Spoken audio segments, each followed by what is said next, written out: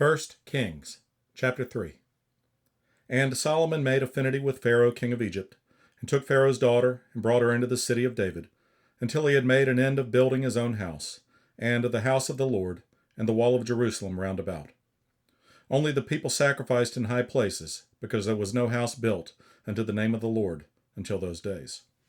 And Solomon loved the Lord, walking in the statutes of David his father, only he sacrificed and burnt incense in high places. And the king went to Gibeon to sacrifice there, for that was the great high place. 1,000 burnt offerings did Solomon offer upon that altar. In Gibeon the Lord appeared to Solomon in a dream by night, and God said, Ask what I shall give thee. And Solomon said, Thou hast shewed unto thy servant David my father great mercy, according as he walked before thee in truth, and in righteousness, and in uprightness of heart with thee. And thou hast kept for him this great kindness, that thou hast given him a son to sit on his throne, as it is this day. And now, O Lord my God, thou hast made thy servant king instead of David my father. And I am but a little child. I know not how to go out or come in.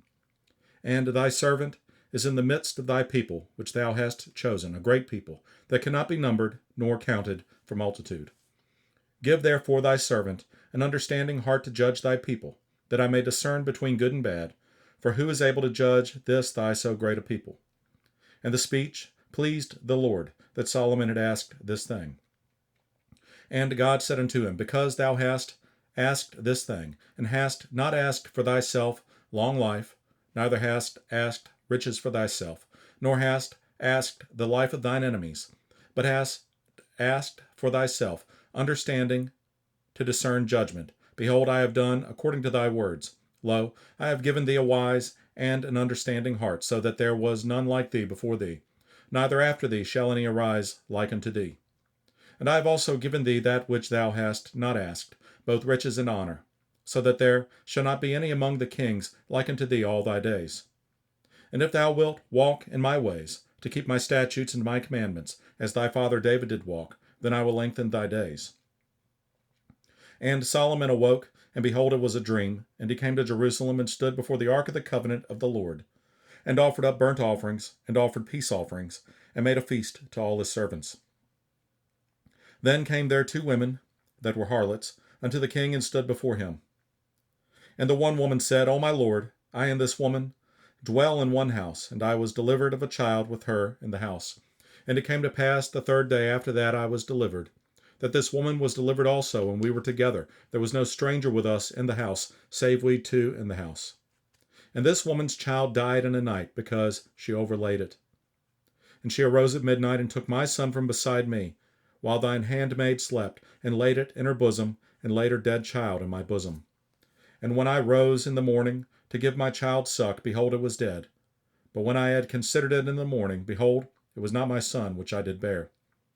And the other woman said, Nay, but the living is my son, and the dead is thy son.